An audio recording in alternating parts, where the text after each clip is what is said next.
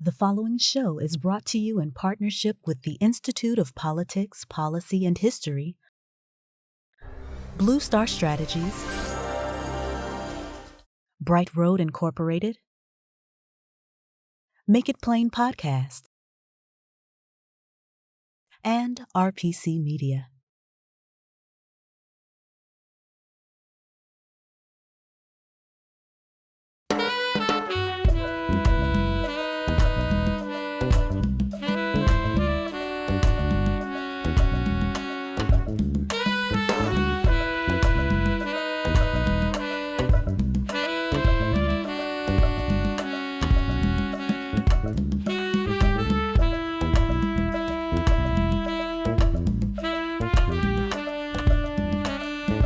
From the campus of the University of the District of Columbia, this is State of Play.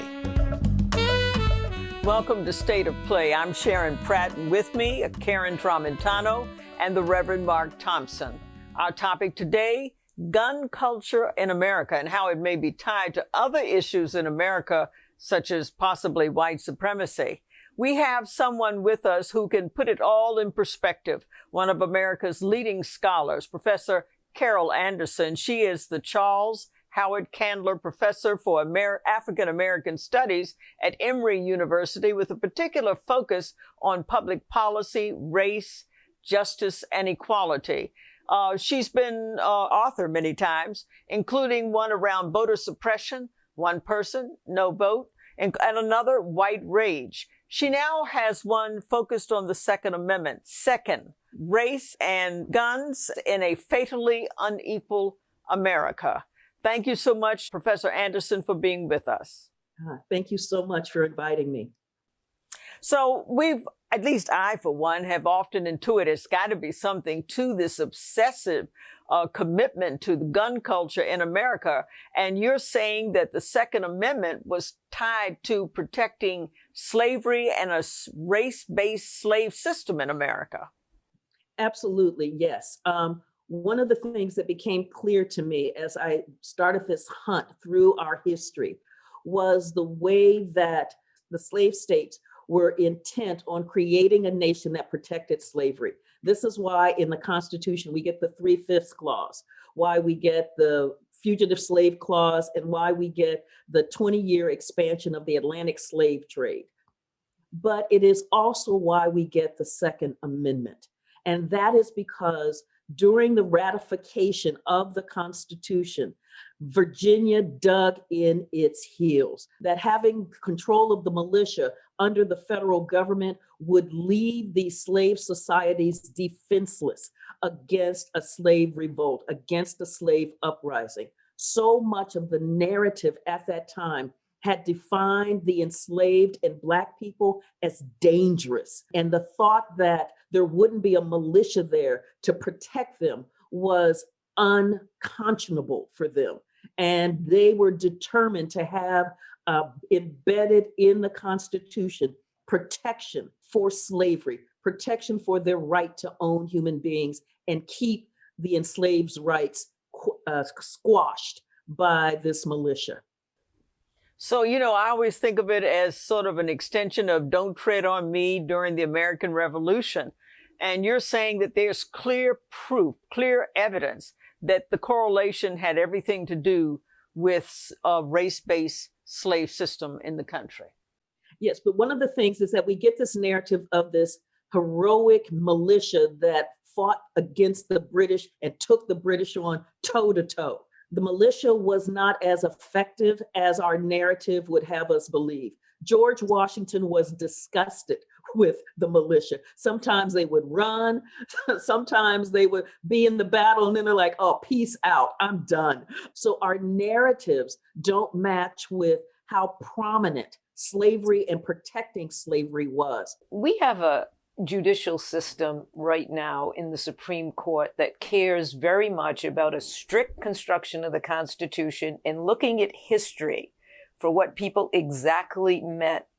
So how do we get your story to the judiciary or to the public? Because I know I studied history and I didn't know any of this until I read your book. That is a great question. The theory of originalism means that they're not really looking at the role of slavery in the construction of the Constitution. Doing originalism means that you're trying to construct a legal framework back when white men, a strata of white men had all of the power. This is a dangerous philosophy. Part of what we have to do is dismantle that philosophy and think about what is really going on at the time and how it affects our current day lives as American citizens. So to dismantle this narrative that has been the compelling story of our nation, we would have to look at, people who have been lionized throughout history. And you speak to that in your book. Could you tell us more about those heroes that maybe aren't quite heroes? Yeah, so, we think of Patrick Henry, for instance, give me liberty or give me death. Well, Patrick Henry was one of those leading the charge in Virginia to scuttle the Constitution, leading the charge saying, they're going to take your inwards away from you. And so you have this give me liberty or give me death patriot arguing strenuously for slavery and embedding and strengthening the protection of slavery in the Constitution. With history, we realize that there are folks who do things heroically, but that doesn't necessarily make them unvarnished heroes. And it requires that we just grow up. And to do real history, you tell it all. You tell the strengths, you tell the weaknesses, because we get to the complexities of how policy is made, how laws are made, how lives are lived. That's what's really heroic. But, there are those who would say, well, we're well past a race-based slavery. There was the emancipation, there was the civil rights legislation. Are you suggesting that attitude is still with us in the 21st century?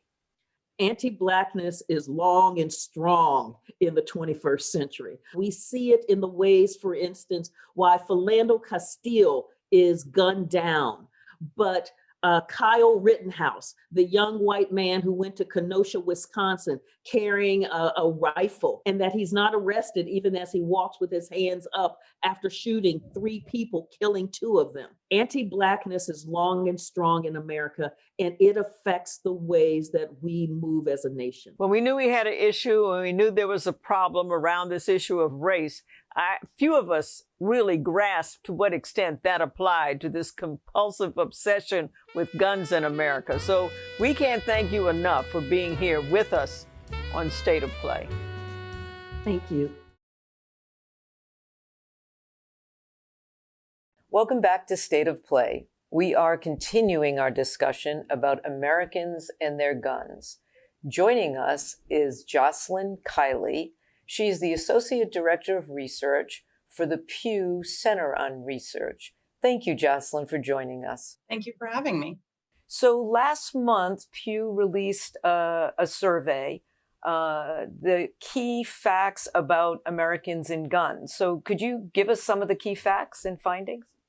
Sure. We've been tracking Americans' attitudes about guns for many years now, and this is our most recent report. And so we looked at support for various gun policy proposals, as well as general attitudes about the state of gun policy today. And we found, for instance, that about half of Americans think that gun laws in the country should be stricter than they currently are, while about 14% say that they should be less strict than they currently are. And that's actually a shift a little bit from recent years. Fewer people saying that gun laws should be strict. We also have asked about various gun policies, for instance, background checks and a federal database to track gun sales. And we find high levels of support for those policies, but we find more mixed support for policies like bans on assault-style weapons or bans on certain kinds of ammunition.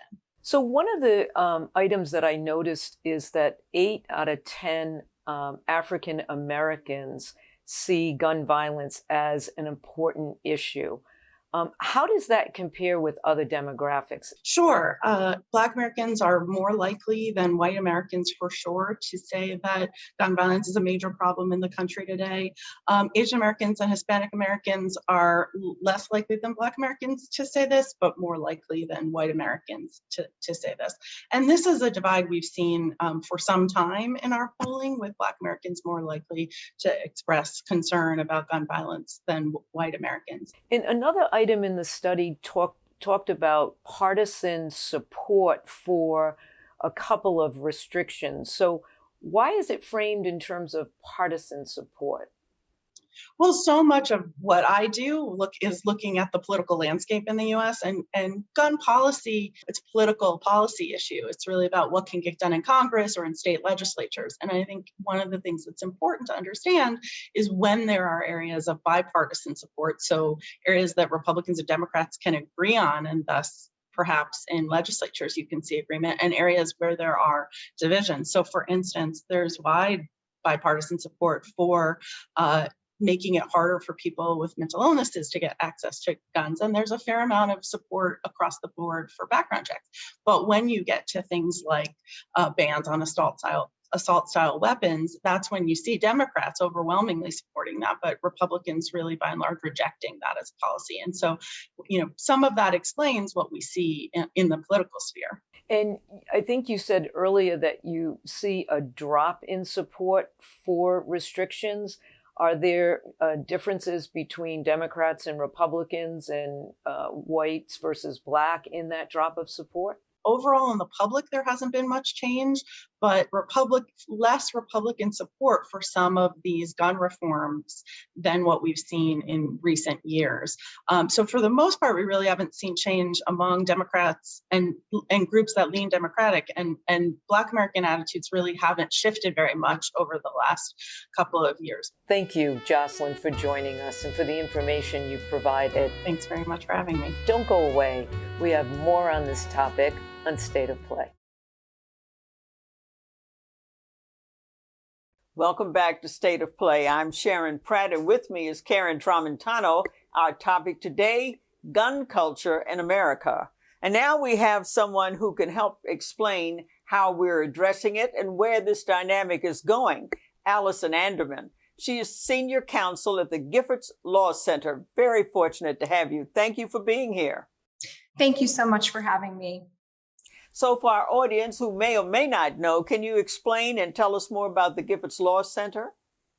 Sure. So our organization is led by former Congresswoman and gun violence survivor Gabby Giffords, and we work with federal, state, and legislators around the country to draft and enact solutions to gun violence, the epidemic of gun violence in America.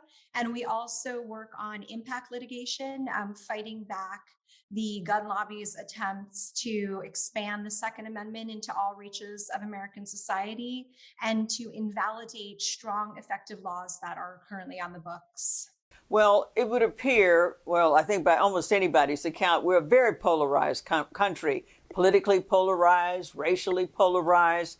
In that environment, what is happening with the gun culture? Are we more aggressive about gun control, or is it moving in another direction? It's very interesting because we are actually much less polarized on gun violence prevention than I think the media would have you believe, or gun advocates might have you believe. 97% or more of Americans every year that the Quinnipiac conducts polling says that they are in favor of universal background checks. So that's background checks on all gun purchases. And a majority of Americans support most of the gun violence prevention policies that we and other national and state groups advocate for.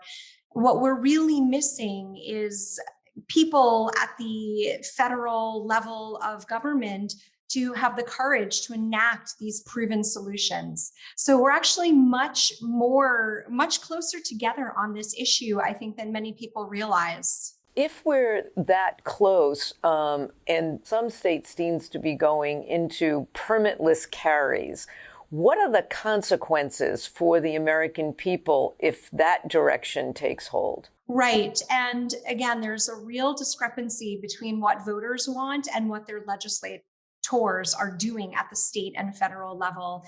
And we have seen an unprecedented number of these bills that repeal the requirement that someone who wants to carry a hidden loaded gun in public gets a permit and is subject to a background check. And we have about 5 states already that have enacted those laws this session, with a couple more that seem likely to go forward. And that's just going to bring more guns into American society, make it much harder for law enforcement to know who is legally carrying and who isn't. And we're going to have a lot of unvetted people out in public carrying guns. And we know that more guns leads to more gun violence. In 2017, we saw a record high of Americans who were killed with guns in the last 40 years. So yeah, some states are moving really in the wrong direction. And that weakens the efforts of states that neighbor these states who have strong gun laws to keep their residents safe when they border states with such weak gun laws. And let me also ask you, some of the research that your organization has done is in this area of using guns for political threats. Is this, in your view, a new phenomenon, or have we seen this before?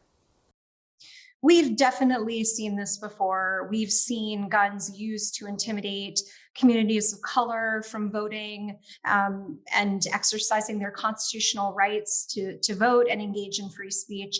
So it's not new, but it does seem to have taken on a more urgent quality in the last year, given what we have seen happening in the American political system, where we have the former president putting forth big lies about the election and the integrity of our free and fair elections, and really ginning up his supporters to go to polling places with guns and protest gun laws and COVID mitigation strategies with their guns. So definitely, I do think there has been an increase in the use of guns to intimidate people from exercising their constitutional rights, but it is not a new phenomenon.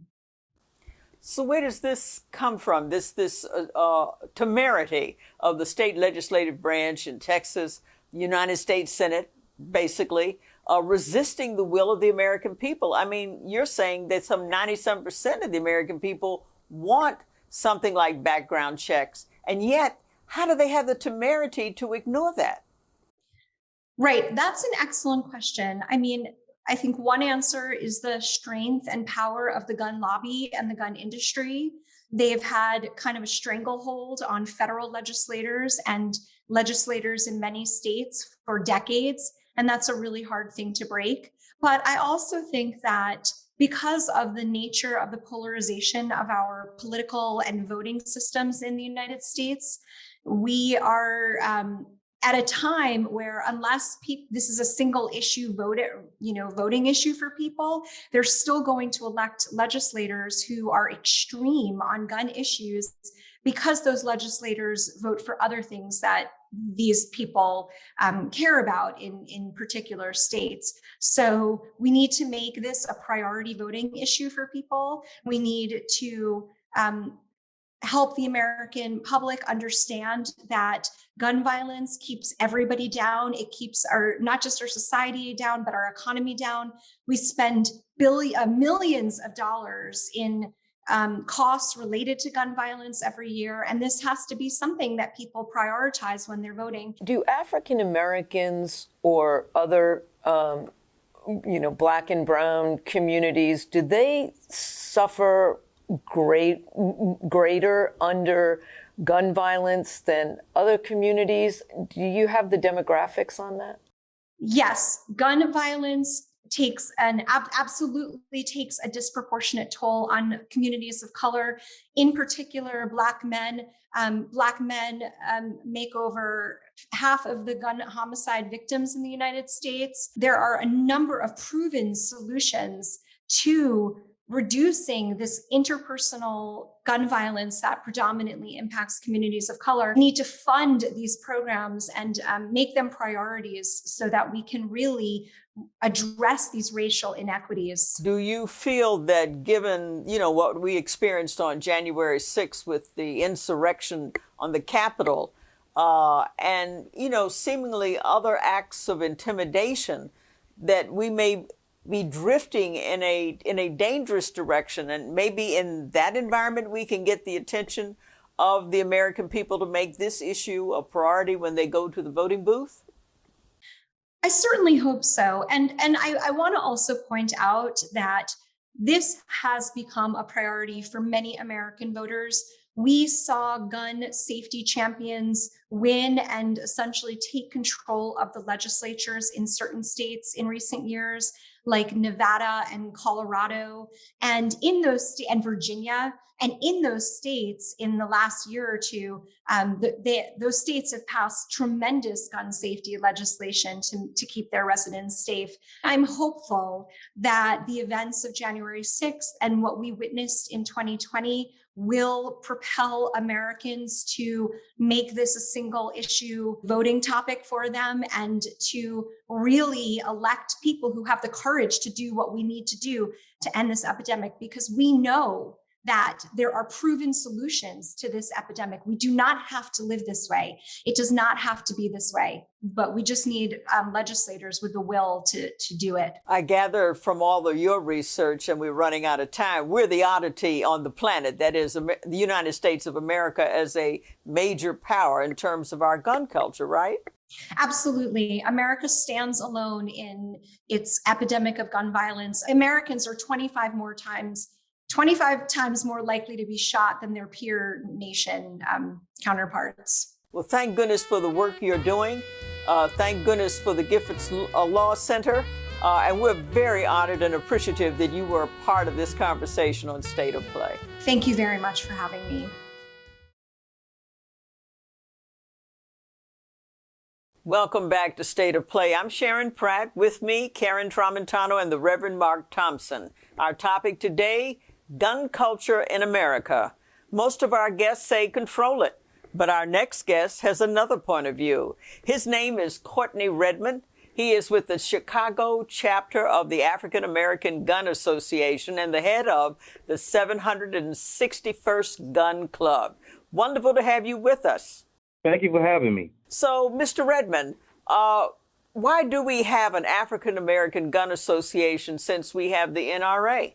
Well, we have a National African American Gun Association for the simple fact that we want to provide an environment for Black people to feel comfortable at the range and learn from Black people, and to also pass the information along in our communities. I think a lot of times we have a miseducation of firearms. The National African American Gun Association provides a great platform for everyone to seek out education in firearms. Mr. Redmond, given Philando Castile was murdered by police while legally carrying a weapon, do you believe African Americans have a Second Amendment right? It surely does. And we as African Americans, we should enforce it. We should stick to it. One thing I do want to point out, even with personal experiences in Illinois, right now, currently, we have 187 bills that are trying to work their way through legislation. We already have to go through a 3-day wait period when we purchase a firearm. We have a FOID card. That's for those that don't know, that's a firearms owner's identification card. You have to obtain that before you can even purchase a firearm or ammunition. You have to be at the age of 21 in order to purchase a firearm, and that's any firearm. When the federal mandate says you can be 18 to purchase a long gun, which is a rifle or a shotgun. We have all those restrictions and even more restrictions that they're trying to pass, but yet we still had 792 murders in Chicago alone, and that's not even counting the state. Brother Redmond, with so much violence taking place within the African American community and so much gun violence in particular being turned inward when it comes to the African American community, how do you reconcile what you're doing and what the organization is doing with regards to educating people about guns and encouraging African Americans to own guns? Well, one of the first things is education. This is not a toy. We take our responsibility as serious as anything else. I think that has to be preached in the Black neighborhood, to take that responsibility upon yourself to get a firearms class, or to get a basic pistol, or to get a basic rifle. If you talk to a lot of our brothers from down south, they are always hunting. It's a way of life. Firearms are a way of life. They hunt, they fish. I think a lot of people, even in Chicago, sometimes that's a lost way. My grandmother and grandfather were from Red Hill, Mississippi. My grandfather, he didn't have a problem with hunting until he got to Illinois. Another thing is responding on the education. We have to be cognizant that we have to be, at one day, we may have to defend ourselves. Me, myself, personally, this is just a personal opinion. I'm not going to wait on the government to come protect me when it has been proven throughout time that the government has never protected us. All right. So if we can look at the anniversary of Tulsa, we can look at all the Redwood Massacre. We can look at I think it was 1919 or 1921, the Chicago race riot. I don't think we should just sit there and wait for any political party to protect us when we can protect ourselves. Well, Mr. Redmond, I see I've read where there's an uptick in the purchase of guns with women and with African Americans. Can you explain why we're seeing this uptick? Well, one of the upticks in that is people see the writing on the wall. They see the fact that your government, or you can say the police department, is not going to be there or in your favor. So you have to be able to protect yourself. Your first line of defense is yourself. That's what I tell my students. Your first line of defense is yourself. It may take 20 minutes, it may take 30 minutes for a police department to respond as if you can get to your phone. If someone breaks into your house in the middle of the night, you should already have a plan as to what you're going to do. I'm not saying that you have to. I'm not saying that you should just automatically go to the firearm. What I'm saying is be able to protect yourself. Have a plan.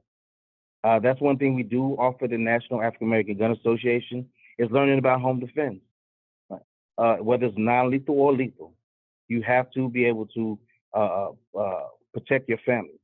So the uptick with firearms, if you look at the riots, you look at the civil unrest, if you look at the pandemic, people were panicking. They were panicking. They were buying toilet paper, paper towels. The supermarkets couldn't even stay stocked with food because people panicked. They panicked and they bought all what they thought was a necessity. And even with that, going around in the firearms world, ammunition became scarce. People were buying firearms. They knew that they had to protect themselves before they would rely on a police department to protect themselves. Mr. Redmond, how does your training program address the fact that African American men are much more likely to be killed by police than white men? I train my members how to deal with a police encounter, a stop. I train my members and my students, because I do train outside of the organization, my members and students, on how to conceal your firearm, right? How to interact with the police when you do have a firearm. What are some of the first things that you would want to do when you're stopped by the police?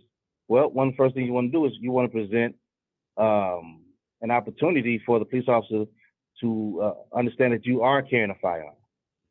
So in some states, I know in Illinois, it's not required unless you are asked. But if you take the extra step to say, hey, I have a firearm, or you do not use the word GUN, do not use that word. Or I say I have a weapon, or even in Illinois, they can see on your license plate that you are a concealed carry holder. Well, one of the first things I'm putting out is my driver's license and my CCL card. That lets them know that's in the car. And then I ask them, what do you want me to do after that situation? What do you want me to do?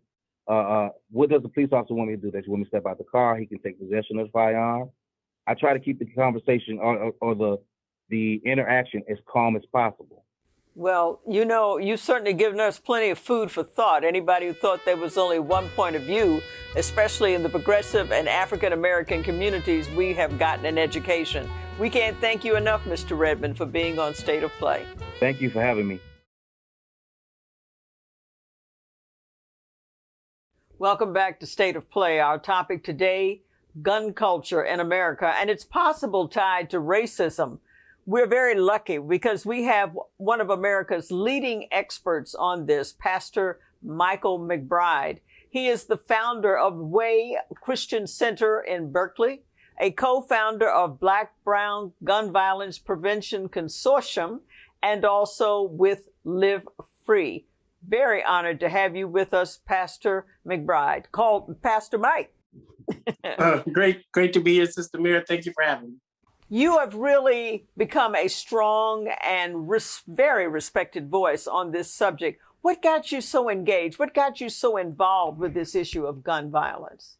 Well, I am a product of the crack cocaine era of, the 90s, 80s and the 90s, and grew up losing a lot of friends to gun violence, losing a lot of loved ones to jail and incarceration because of their involvement in this activity. But my turning point came when I was returning home to pastor here in the Bay Area, and one of my young people that I was mentoring and helping to make their way through school was killed. His name was Larry, and at his funeral, him and a number of his classmates were there at the funeral. About 500 young people asked him, how many of you have been to more than one funeral?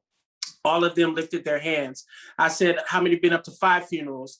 Their hands were still largely up. I got as high as 10 funerals, and half of the congregation still had their hands lifted, weeping. And it demonstrated to me that as a faith leader and a community leader, whatever I was doing was not adequate to save the lives of young Black people. And I had to make a radical shift. The first revolution is always an internal one. And for me, that was my first kind of life revolution around becoming a peacemaker and making sure we could end the epidemic of gun violence in Black and brown communities. So we all know that it's a particular issue for people of color in terms of victimizing our young people. Were there any particular events either in Berkeley or Oakland? I know you were involved with Ferguson to sort of underscore just how dramatic a problem this is.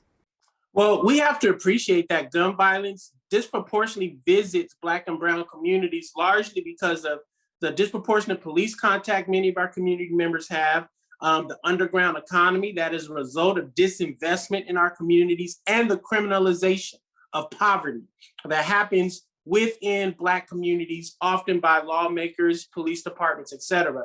And when we were in Ferguson dealing with the police violence that is gun violence, when we're in Oakland or Chicago or Detroit or New York dealing with the manifestations of poverty that result in lethal conflicts, we did find that too many of our young people are besieged by hopelessness and trauma.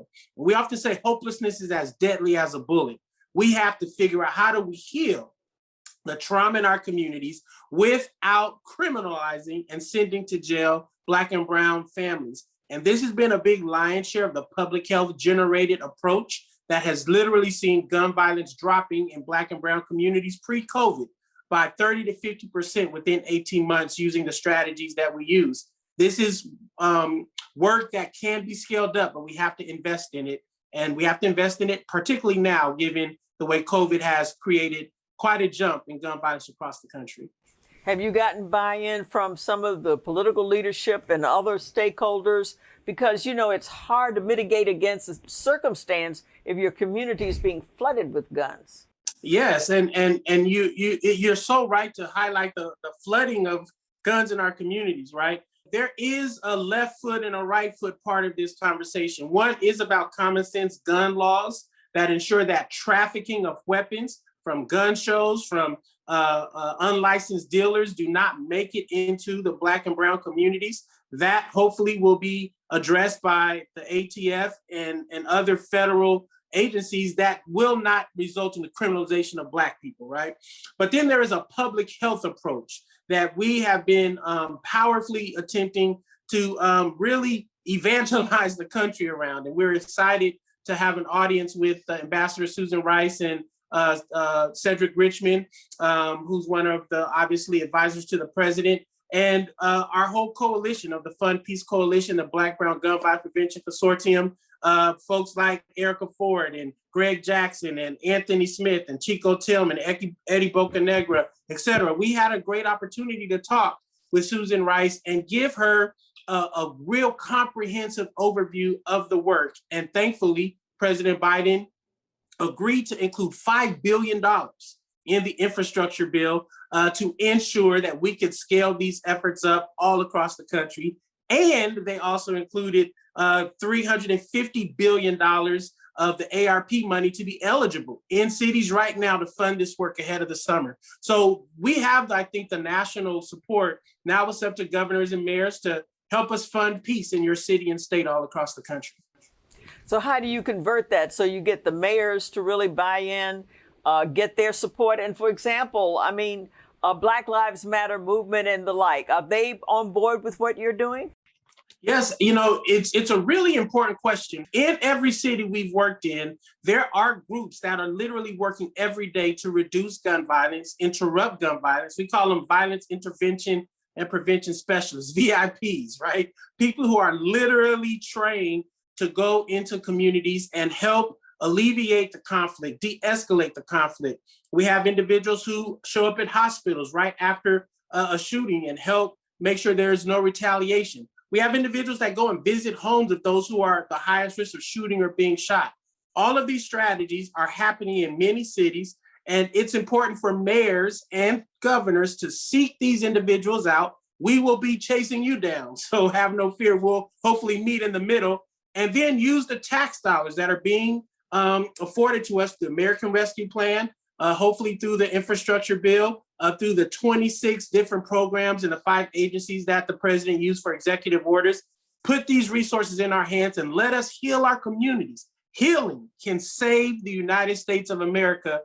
We have to do that, not incarceration, not more policing. There are strategies that we can use. When I was in office, it was hard to sell preventative programs, including to the Black community, because after all, it was the Black community often most victimized by violence and crime. So how do you get that buy-in? I mean, we know at one level, it's terrible what happens with our young people, but at another level, in terms of survival, people want the quick fix. How do you reconcile that? Yeah, this is an important question about our organizing, right? A disorganized truth will find it difficult to defeat an organized lie. And the organized lie is that police make our communities more safe. Our disorganized truth, meaning we've not fully gotten everyone to echo this truth, is that investment of resources, of our tax dollars, attack the root causes of poverty that actually make the conditions for violence possible. I believe in Black and brown young people. I believe in Black and brown families. I do not believe we are inherently criminal. So that means that we must invest early and often, not just in children, but in the young people as they matriculate through the course of their life. And they may make a wrong turn. We must invest in those solutions now. In many of our cities, including Oakland, within 18 months, we saw a 30% reduction in gun-related shootings and homicides.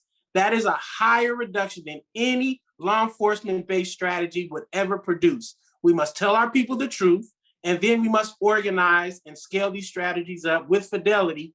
I think Black folks will be converted by the results and not by the rhetoric. Well, one needs the support, certainly, of one's own community. We need the support of people in Black and brown communities to be thoroughly on board with this kind of preventative approach. But it's a struggle to get America to invest money. I mean, it's a struggle to get America to invest in education generally. Education. What are the critical stakeholders you think you need to get buy-in from? So we are building through the Fund Peace Coalition a wonderful national coalition of frontline violence interrupters and specialists. We're building a great coalition of mayors, of police chiefs, of elected officials, of faith leaders, mothers who've lost children to violence, a growing coalition that can be the megaphone for this. We think if we build that coalition, we'll have the political power and the narrative that can shift the country's response. Well, God bless you, Pastor Mike. I'm sure God has blessed you because we're blessed to have you. Thank you so much for being on State of Play. Thank you for having me, Sister Mayor. Be well.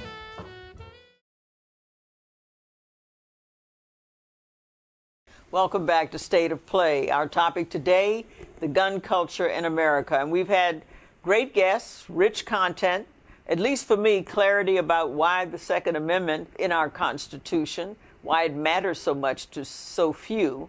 And the frustrating thing for me was to learn that over 90% of Americans really want to do something about the proliferation of guns, want background checks and the like, and yet here we are still fighting it.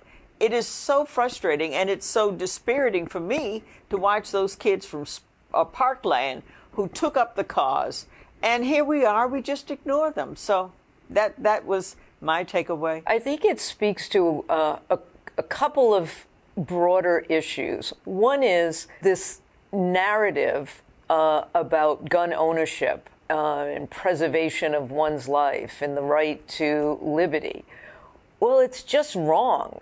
The other reflection, I would say, is about our system, one of redistricting and gerrymandering, where people who are robust in their support of guns get elected into state legislatures and then drive another narrative of the essentiality of guns.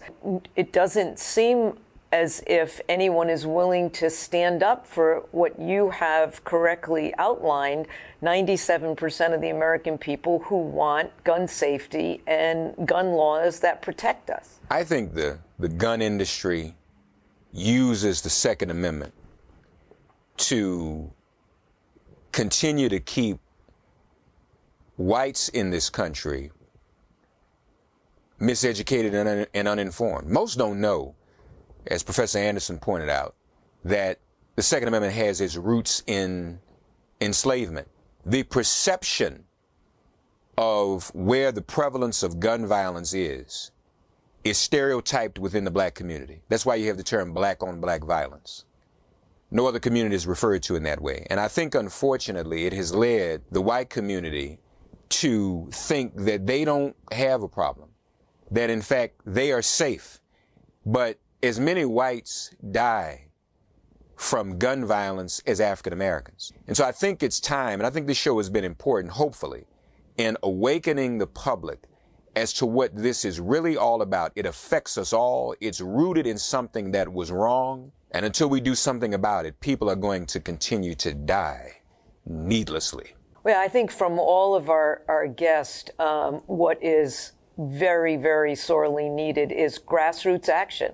I mean, the more people, and you referenced the young people at Parkland, are out speaking to our state legislators and our congressional representatives, and to the extent that they're not listening, make sure that they are no longer in office. I mean, that has to happen. The agenda is clear. The people have spoken just as loudly as they have before, and we've got to stop sending thoughts and prayers and instead enact laws that protect them. Well, I think we're again at a reckoning point on a critical issue. I mean, this gun culture, we are, as Allison Anderman said, we are the outlier on the planet. We are really the strange one in terms of how we permit a proliferation of guns and just have massive shooting after massive shooting. But we know where we stand, and we know that the American people want a change to the situation. So I'm glad we had the conversation. It's an important one, and I'm glad we did it here on State of Play.